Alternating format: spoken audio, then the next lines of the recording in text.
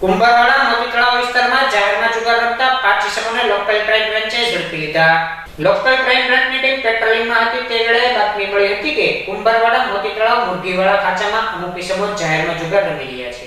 જે બાતમીના આધારે જાવેદ હસન, ઈસુફભાઈ સિંહર, કિરણભાઈ રમેશભાઈ ચાવડા, રાજુભાઈ લાલજીભાઈ બાબરિયા, દિલીપભાઈ જયંતિભાઈ ડાભી, દેવ હર્ષદભાઈ સોલંકીને રોકડ રૂપિયા 20,350 ના મત્તા સાથે ઝડપી લઈ ધોરણસરની કાર્યવાહી હાથ ધરી હતી.